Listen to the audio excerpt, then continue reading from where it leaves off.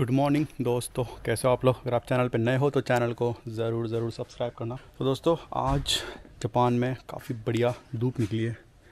देख रहे हो आप, बराबर मेरे घर के बाहर। यूजुअली यहाँ पे जो धूप होती है ना, वो कम ही निकलती है। आपको पता है जापान में जब विंटर आ जाता है, अभी तो विंटर स्टार्ट होने वाला है, ऑटम स्टार्ट हुआ है, तो यहाँ पे जो धूप है वो रेयरली निकलती है। बट आज और पिछले कुछ दिनों से धूप बहुत सही निकल रही है। बट मैंने आपको बताया कि मैं बड़ा लेट उठता हूँ, तो मुझे धूप खाने को मिलती नहीं है। तो अभी हम घर के बाहर थोड़ा कॉफ़ी पीने के लिए आए हैं। लंच ब्रेक हुआ है ऑफिस का, 1 घंटा ब्रेक है। तो मैं सोचा कि चलो बढ़िया गरम गरम कॉफ़ी पीते हैं, थोड़ा विटामिन डी भी खा लेते हैं साथ में। आप देख रहे हो मेरे घर के बाहर की ये गली है, और कितनी क्लीन है यहाँ पे। आपको बिल्कुल भी कुछ भी कचरा वगैरह कहीं भी दिखेगा नहीं यहाँ पे। और यूजुअली ऐसा होता है ना कि जापान में लोग जब झाड़ू निकालते हैं, तो अभी तो मैं लेट उठता हूँ, बट यहाँ पे लोग झाड़ू भी निकालते हैं। हमारे इंडिया में होता है ना, सुबह उठने के बाद में घर क्लीन करते हैं, झाड़ू निकालते हैं। तो यहाँ पे लोग क्या करते हैं ना, रोड भी साफ़ कर लेते हैं। बहुत बार मैंने देखा है कि लोग बाहर तक, रोड तक भी झाड़ू निकाल के साफ़ करते हैं। ये मेरे पड़ोसी की साइकिल है, कितनी छोटी है देखो आप। बिल देखना पड़ेगा, इलेक्ट्रिक बिल आता है 20-25 तारीख के आसपास आया ही होगा मेरे हिसाब से। ये आ गया हमारा इलेक्ट्रिक बिल, आज भरना पड़ेगा। देखते हैं कितना इलेक्ट्रिक बिल हमारा आया है। दोस्तों, मैंने लास्ट वीक कुछ ऑर्डर किया था, और वो जस्ट अभी मेरे घर के बाहर डिलीवर हुआ है। तो चलिए उसको कलेक्ट करते हैं। यहाँ पर आ चुका है हमारा बॉक्स। तो ये प्रोडक्ट अभी डिलीवर हुआ है चाइना से। हाँ दोस्तों, मैं पिछले काफ़ी दिनों से परफ्यूम की तलाश में था। मुझे एक्चुअली परफ्यूम बहुत पसंद है। मेरे पास काफ़ी सारे परफ्यूम्स ऑलरेडी है, जो कि मैं वर्कआउट के टाइम पे यूज़ करता हूँ। काफ़ी स्वेटिंग वगैरह आता है ना, तो वो लाइक थोड़े सस्ते वाले, वो मैं यूजुअली इंडिया से ही बाय करता हूँ, जो 200-300 के रेंज में होता है। तो मैं इंपॉर्टेंस देता हूँ दोस्तों, बॉडी से परफ्यूम कैसे आ रही है, तो उसके बॉडी से कैसी स्मेल आ रही है, उसी से आपको पता चल जाएगा कि वो बंदा कितना हाइजीन है, वो बंदी कितनी हाइजीन रखती है। तो लास्ट वीक मैं गैटलिन के साथ में बैठा हुआ था, और ऐसी उससे बातें चल रही थी परफ्यूम खरीदने के बारे में। तो उसने मुझे इंट्रोड्यूस करवाया चाइना के एक ब्रांड से। इसका नाम है चिकियो। ये एक्चुअली चाइनीज़ नाम है। ये नाम सुनने के बाद में फिर मैंने थोड़ा उसका जो वेबसाइट है वहाँ पे गया, और इस परफ्यूम के बारे में मैंने डिटेल में पढ़ा। दोस्तों, मैं शॉक हो गया देख। अब वो मैं शॉक क्यों हुआ, वो मैं आपको इस बॉक्स को अनबॉक्स करके बताता हूँ। तो ऊपर का कवर निकालते ही आप देख रहे हो, ये है उसका ऊपर का बॉक्स, और ये है उसकी वेबसाइट का नाम chikio.com। आप यहाँ पे जाके इस प्रोडक्ट के बारे में देख सकते हो। इसका जो बॉक्सिंग है ना, बहुत सही तरीके से इन्होंने किया हुआ है। इसके ऊपर ये एक इन्होंने ब्लैक कलर की शीट दी इसको प्रोटेक्ट करने के लिए, और इसकी पैकिंग देख लो आप। ब्लैक कलर का ये बॉक्स है, इसके ऊपर इस प्रोडक्ट का नाम दिया हुआ है चाइनीज़, और ये मुझे बहुत ही प्रीमियम फीलिंग आ रही है इसको बाहर निकालने के बाद। इसका बॉक्स देख के मुझे पता है दोस्तों, फीलिंग आईफोन को अनपैक करने जैसे आ रही है। तो इसको निकालते हैं बाहर, और इसको खोलते ही अंदर इस ब्रांड का नाम, और इन्होंने इंस्ट्रक्शन दिए हुए हैं कि इसको कैसे यूज़ करना है। और इसके ऊपर फिर से इन्होंने कवर दी है। इसको निकालते हैं बाहर। ओ माय गॉड, कितना सही परफ्यूम लग रहा है मुझे ये। क्या लिखा है इसके ऊपर, हीरो इन योर कैरेक्टर्स। और ये है दोस्तों फाइनल परफ्यूम। बॉटल का डिज़ाइन बहुत ही सही है। इसको निकालते हैं हम बाहर। ये है एक्चुअली 100 ml की बॉटल। इन्होंने क्या किया है ना, ये बॉटल और ये जो कैप है ये इन्होंने अलग से दिया है। और इस बॉटल की खासियत ये है ना कि इन्होंने इसकी जो डिज़ाइन भी की है ना, बहुत ही प्रीमियम क्वालिटी की है। इसके ऊपर ये चाइनीज़ में नाम लिखा हुआ है इसका। इसकी आप डिज़ाइन देख रहे हो बॉटल की, बहुत ही प्रीमियम फील होती है। और इसका जो स्मेल है वो उससे 10 गुना ज़्यादा प्रीमियम आपको फील करवाएगा। तो इस परफ्यूम की खासियत ये है कि इसका जो ओरिजिन है वो चाइना के एक मंदिर से आता है। उस टेम्पल का नाम है ताओइस्ट टेम्पल। तो उस टेम्पल के आसपास काफ़ी सारे माउंटेन है, और वहाँ पे काफ़ी सारे पेड़ है। तो जो इसका स्मेल है वो है माउंटेन रेन। तो जो माउंटेन के अंदर जो बारिश आती है, उसका स्मेल इस परफ्यूम के अंदर है। तो जब इस परफ्यूम को आप आपके बॉडी पे लगाओगे, तो आपके बॉडी से जो माउंटेन रेन की जो स्मेल है ना, वो आएंगी, और वो काफ़ी यूनिक रहेगी। क्योंकि जो हमारे नॉर्मल परफ्यूम होते हैं ना, वो नॉर्मल लाइक पता नहीं उनका क्या परफ्यूम होता है, बट इसका जो आपको स्मेल आने वाला है ना, वो बहुत ही यूनिक रहने वाला है। तो मैं अभी इसको ट्राई करूँगा, और डेली जब मैं ऑफिस जाऊँगा या फिर यहाँ पे कहीं घूमने फिरने के लिए पब्लिक प्लेस में जाऊँगा ना, मैं इसको ज़रूर यूज़ करने वाला हूँ। तो दोस्तों, मैं इस परफ्यूम का लिंक दे दूँगा डिस्क्रिप्शन में, और ये अगर आप ऑर्डर करोगे तो आपको 4 से 5 दिन में आपके घर में पहुँच जाएगा। तो ज़रूर आप ये आपके कलेक्शन में इसको ऐड करिए। तो दोस्तों, बाहर धूप खाते खाते मैंने एक कमेंट पढ़ा, प्रांजलि ने कमेंट किया है कि जापान में अगर आपको रहना है तो मंथली या ईयरली कितना खर्चा आता है। एक्चुअली मैंने मेरे काफ़ी पुराने वीडियोस में आपको जापान का कॉस्ट ऑफ लिविंग एग्जैक्टली क्या होता है वो मैंने एक्सप्लेन किया है विथ एवरीथिंग। तो अगर आपने वो वीडियो देखा नहीं होगा तो मैं उसका लिंक दे दूंगा नीचे, आप जाके ज़रूर देखिएगा। तो जापान में महीने में आपको जो खर्चा आने वाला है वो वैरी करेगा पर्सन टू पर्सन, क्या हॉबीज़ है और वो किस एरिया में रह रहे हैं और अकेले रह रहे हैं किसी के साथ में रह रहे हैं, तो वो डिपेंड करेगा आपके ऊपर। बट आपको अगर मैं जनरल आइडिया बता दूं ना एवरेज खर्चा कितना आएगा, तो सबसे पहले तो आपको 4 से 5 चीज़ें कंसिडर करनी पड़ेंगी। सबसे पहले आपका घर, आप कहाँ पे रह रहे हो। फॉर एग्जांपल आप टोक्यो के थोड़े आसपास एरिया में रह रहे हो तो महंगा घर मिलेगा, अगर थोड़ा दूर रह रहे हो थोड़ा सस्ता रहेगा। तो एवरेज अगर मैं आपको जापान में रेंट बता दूँ तो 60,000 से लेके 90,000 येन ये आपका घर का रेंट रहेगा। तो एवरेज आप समझ लो 70,000 येन आपका घर का रेंट। उसके बाद जो है यूटिलिटीज, आपका जो इलेक्ट्रिक बिल है, गैस बिल है और वाटर बिल है, ये आपको महीने महीने देने पड़ेंगे। और जो गैस बिल है, इलेक्ट्रिक बिल है, वो महीने में एक बार आएगा और जो वाटर बिल है वो आपको महीने में 2 बार पे करना पड़ेगा। तो इसका अगर आपको मैं एवरेज खर्चा बता दूं तो 10,000 येन तो आप पकड़ के चलो। उसके बाद में यहाँ का इंटरनेट का बिल वो 3 से 4,000 येन आपका इंटरनेट का बिल पकड़ लो। उसके बाद में फ़ोन का जो आप सिम कार्ड यूज़ करोगे उसका भी, अगर आप सस्ता वाला प्लान ले रहे हो कोई भी, तो 1 से 2,000 येन आपका उसका चला जाएगा। उसके बाद में सबसे इम्पोर्टेंट खाने का, ये आपको बहुत ध्यान रखना पड़ेगा। अगर आपको खाने पे सेविंग करना है तो आपको घर पे कुकिंग करना पड़ेगा। अगर आपको सैलरी अच्छी खासी है तो बाहर खाओ, कोई दिक्कत नहीं है। बट यहाँ पे अगर आप इंडियन फूड घर पे कुक कर रहे हो, जैसे दाल चावल रोटी सब्जी, ये बहुत सस्ता गिरता है यहाँ पे। और ऊपर से अगर आप इंडिया से अगर जो सामान ला रहे हो यहाँ पे पैक करके ज़्यादा, वो तो और सस्ता गिरेगा, क्योंकि यहाँ पे जापान में जो इंडियन ग्रोसरीज है वो बहुत महंगी मिलती है। एग्जांपल के तौर पे आपको अगर पार्ले जी का पैकेट बता दो, इंडिया में 5 रुपये का मिलता है, यहाँ पे 100 येन का मिलता है, यानी 60 रुपये का आपको एक पार्ले जी पैकेट मिलेगा। मैगी ले लो, मैगी हम 5 या 10 रुपये में लाते हैं, यहाँ पे आपको 200-250 येन सिर्फ मैगी के देने पड़ेंगे।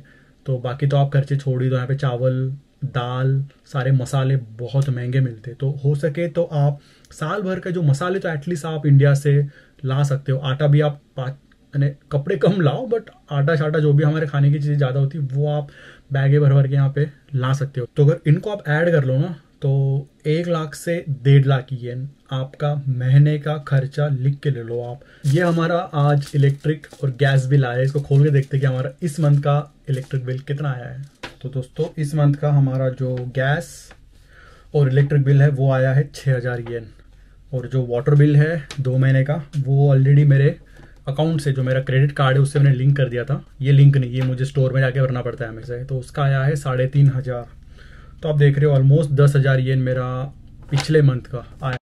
तो दोस्तों अभी हम आ गए हैं जिम के पास में। एक्चुअली मैं बिल भरने गया था वो कॉम्बिनी स्टोर जो मेरे घर के पास है, बट फिर पता चला कि मेरे पास पैसे नहीं है। बिल तो मैंने दे दिया उनको, बट पैसे मेरे पास 5,000 ही थे और जो हमारा बिल था वो 6,000 आया था। तो अभी मेरे घर के पास भी ATM है वैसे, बट मैं जो मेरे जिम के पास है ये वाला, ये देख रहे हो आप बॉक्स की तरह, यहाँ पर एक ATM है और वो साइड में एक ATM है।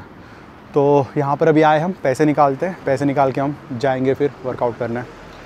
तो ये जो ATM है ये थोड़ा सा अलग है, एक बॉक्स जैसे ये एक ATM है। जो हम पुराने ATM में गए थे ना, जो मेरे घर के पास है, वो वाला ATM 10-15 ATM थे, यहाँ पे एक ही है। तो देखिए यहाँ पे सारे जो ऑप्शंस है जापानीज़ में है, बट अच्छी बात ये ना कि आप यहाँ पे लैंग्वेज चेंज कर सकते हो इंग्लिश में। तो हम करते हैं विड्रॉ, ये है विड्रॉ लिखा हुआ जापानीज़ में।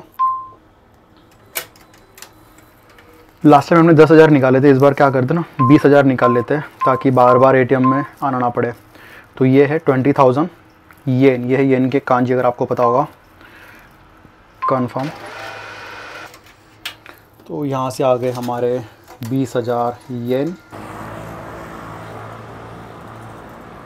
तो दोस्तों आप नोटिस कर रहे हो कि जापानीज़ लोग अभी भी मास्क पहनते हैं यहाँ पे। भले ही यहाँ पे कोविड ख़त्म हो गया है, बट यहाँ पे जापानीज़ लोग मास्क पहनते हैं। और ज्योति ने भी नोटिस किया ये बात और कमेंट किया है कि जापान में अभी भी लोग मास्क क्यों पहनते हैं, कोविड ख़त्म हो गया तो क्यों।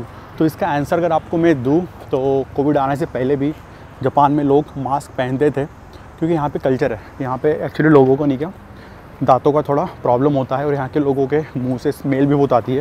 ये शायद आपको चीज़ पता नहीं होंगी, बट मैं आपको बता रहा हूँ, ये 2 चीज़ें यहाँ पे है। तो ये मेन रीज़न है यहाँ पे कि लोग मास्क यहाँ पे पहनते हैं। और दूसरी बात ये ना कि लोग यहाँ पे जब हंसते हैं, आपने नोटिस किया होगा, तो मुँह पे हाथ रखते हैं और फिर वो हंसते हैं, फिर वो बंदा रहो या फिर बंदी रहो। अब जैसे आप यहाँ पे देख रहे हो, ये भी लोग अभी मास्क पहन के हैं। तो जब यहाँ पे कोविड आया था ना, तब तो आई थिंक 100% लोग मास्क पहनते थे, बट उसके पहले भी जब मैं जापान में आया था, तब भी यहाँ पे आई थिंक 80 to 90% लोग मास्क पहन के ट्रेन में जाते थे। और दूसरी बात दोस्तों, यहाँ पे जो ट्रेन होती है ना, ट्रेन के अंदर बहुत भीड़ होती है, मॉर्निंग रश आवर होता है यहाँ पे, मॉर्निंग में और इवनिंग में, तो लोग बहुत पास में होते हैं। और काफ़ी लोगों को नहीं क्या कोल्ड वगैरह होता है, तो बीमार होने के चांसेस होता है ना, कि अपना कोल्ड किसी और को दे दो छींक मार के। तो यहाँ पे लोग वो भी केयर करते हैं कि मेरे वजह से किसी और को कोल्ड ना हो जाए, इसलिए भी वो मास्क पहनते हैं। अब ये देख लो, यहाँ पे 3-4 बंदियाँ जा रही है, इसमें से 2 बंदियों ने पहना हुआ है, एक ने नहीं पहना है। तो अभी ऐसा है कि यहाँ पे कोई कंपलसरी रूल नहीं है कि आपको पहनना ही है, नहीं पहनना है, ये लोगों के मन में। और यहाँ पे एक्चुअली एक कल्चर बन चुका है, यानी जापान इक्वल टू मास्क। तो चलिए दोस्तों, वर्कआउट ख़त्म करते हैं। आज तो बिल्कुल मन नहीं कर रहा है वर्कआउट करने का, बहुत नींद आ रही है, बट स्टिल करते हैं।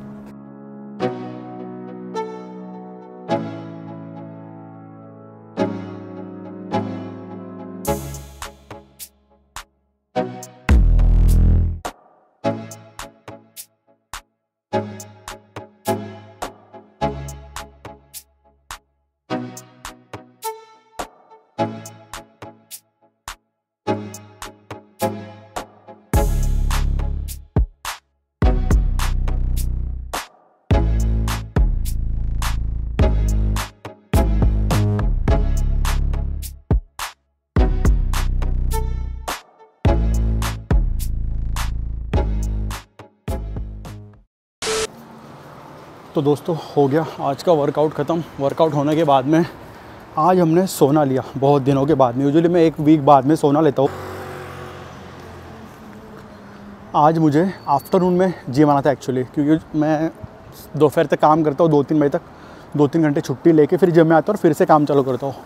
बट हुआ ऐसे कि आज थोड़ा अर्जेंट काम वगैरह आ गया बीच में, तो अभी हम रात को वर्कआउट करने आए हैं। और अभी रात के बज रहे हैं 10:15, तो आज मुझे काफ़ी लेट होने वाला है सोने के लिए। हमारी साइकिल 2 नंबर पे लगी है, बट जो मशीन है ना वो बहुत आगे है, तो वहाँ जाके हमें इसको अनलॉक करना पड़ेगा। ये अंदर दोस्तों पाचिंको मशीन है, स्लॉट मशीन। क्या नंबर था हमारा? 1 या 2 था शायद, हो गया। ये जो अंदर देख रहे हो आप, यहाँ पर है पाचिंको, जो स्लॉट मशीन होती है। तो यूजुअली जो जापानीज़ लोग होते हैं ना, वो ऑफिस ख़त्म होने के बाद में ओवर टाइम तो करते ही है 8, 9, 10 बजे तक, और उसके बाद में वो आते हैं स्लॉट मशीन में यहाँ पे गेम खेलने के लिए।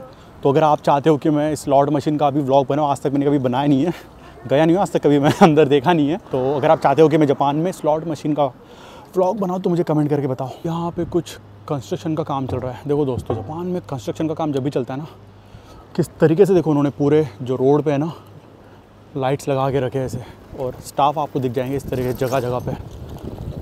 ये रास्ते में मुझे फैमिली मार्ट दिखा एक, तो यहाँ पे हम बिल भर देते हैं हमारा। एक्चुअली मेरे घर के पास भी है, बट अब यहाँ पर है ही तो यहीं भर देते हैं। ये थोड़ा बड़ा वाला है, मेरे घर के पास जो है वो काफ़ी छोटा है।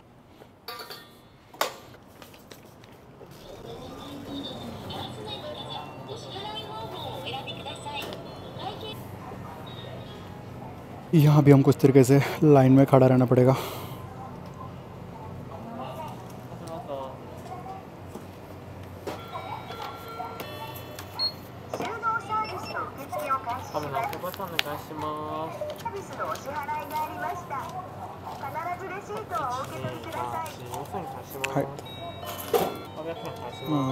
बिल तो भर दिया दोस्तों, बट मुझे एक्चुअली राइस भी लेना है, घर पे राइस ख़त्म हो गया। तो फैमिली मार्ट में राइस मिलता है क्या, मुझे नहीं पता, देखना पड़ेगा यहाँ पे। अभी जो राइस है ना, ये रेडीमेड राइस है, यानी घर पे बस आप माइक्रोवेव में ले जाओ, इसको गर्म कर लो। ये तो शायद मैंने आपको पिछले व्लॉग में बताया था, बट ये तो मैंने बंद कर दिया है खाना। तो हम जो होते हैं ना राइस पैकेट 2 किलो का या 5 किलो का, वो देखते हैं यहाँ पे है क्या। एक काम करते हैं, यहाँ पे स्टाफ को पूछते हैं राइस है क्या नहीं है। सुमिमासेन, तो गोहान वा दोको देसु का? हाय।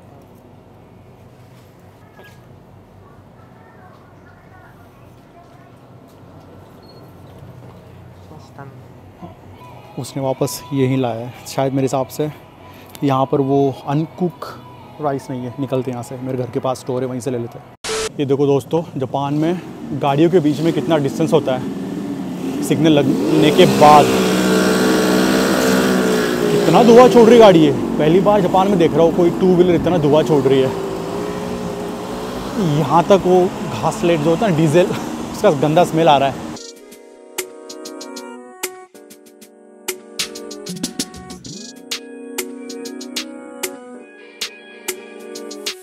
तो आ गए अभी दोस्तों हम हमारे जो घर के पास सुपर मार्केट है ना, ये वाला क्या नाम है इसका, माय बास्केट। तो ये मेरे जिम के पास भी है यार। ये इसका पीछे इतना बड़ा है ना डिक्की, साइकिल का पूरा जगह खा लेता है दोस्तों। ये जापान का सबसे मोस्ट फेमस फ्रूट है। इसका नाम मुझे बताओ क्या है।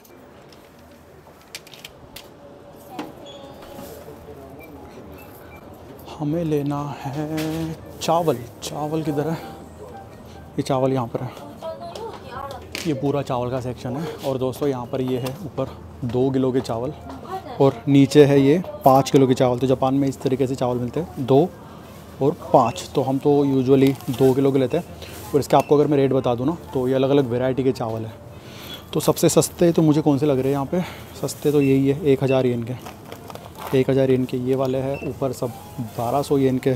तो कभी मैंने 1200 येन के राइस ट्राई नहीं किए ये वाले। आज ये देखते खा के इसका टेस्ट कैसा है। तो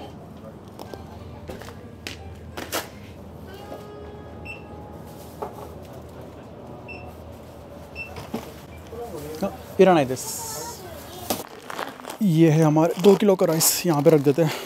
बैग में बिल्कुल जगह नहीं है अभी, बस गिर ना जाइए घर पहुँचने तक।